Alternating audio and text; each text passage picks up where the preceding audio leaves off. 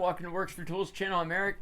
It's time to show some more Snap-on goodies. So let's get right into this tool haul and show you some new stuff that I got. Alright, so first up we have these cool Snap-on gloves, these impact ones.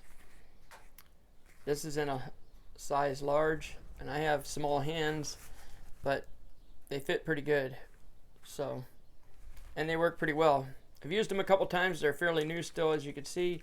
I got these to replace the gloves that I had from Olsa Tools. Some nice impact gloves they had, and they don't make that style anymore.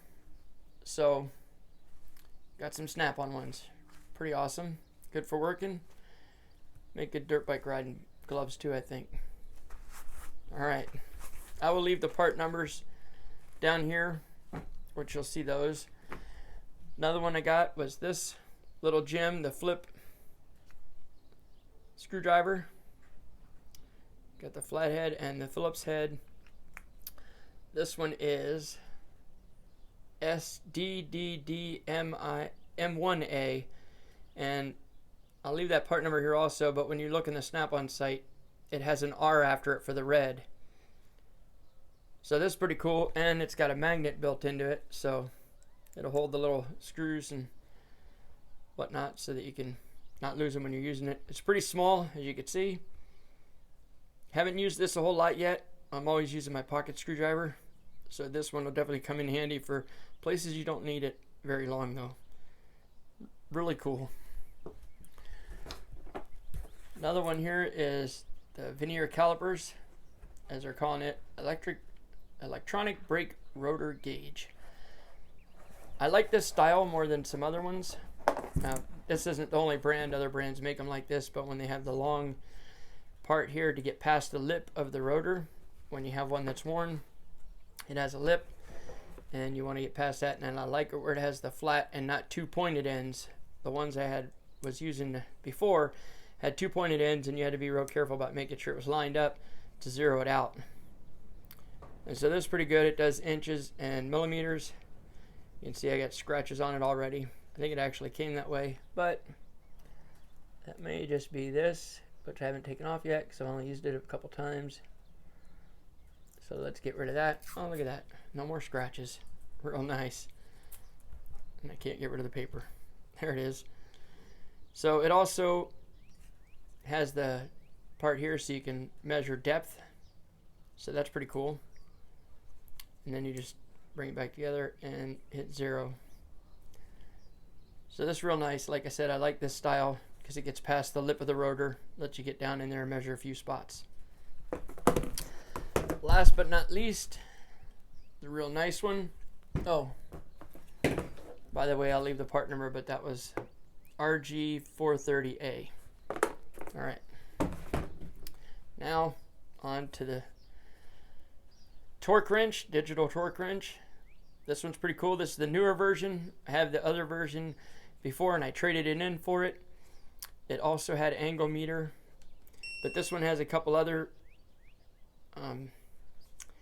you know, let me see. Instead of foot pounds,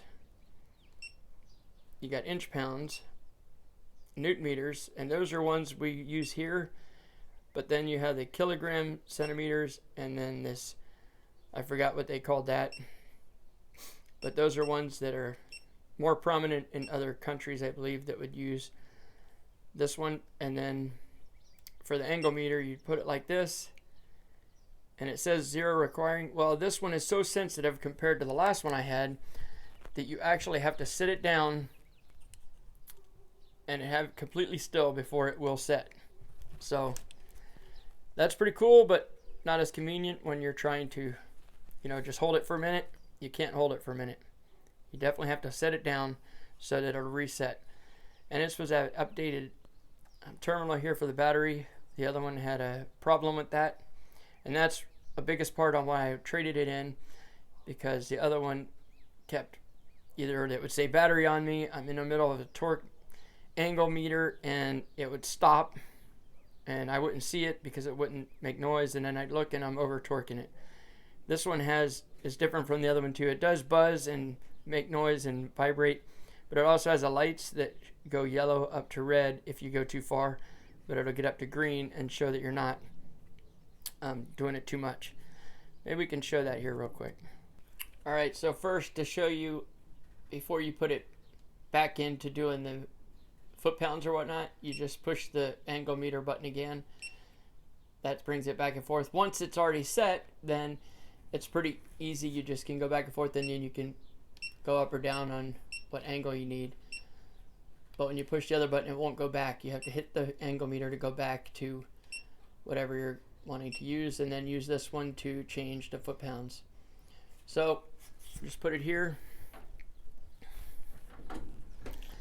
in this vise real quick. Get the camera working here, and then we can see how it ramps up. And then it shows you, see, it's still acceptable, but if you go too far, it gets into red.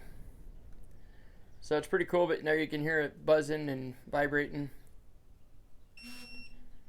And they say you should hold it right by this part, because if you go too far one way or the other, it's supposed to affect the torque. So that's how that works. Alright guys, that's what I had for today. Those are some pretty cool tools that I just got more recently. Stay tuned, got more tools and more things coming up in the future. Interesting stuff to show you. Hopefully you can come back and watch again. Be sure to not just work for tools, but let the tools work for you. Hope you had an awesome weekend and your week goes well also. Stay safe and healthy out there, and we'll see you on the next one. Thanks for watching, guys.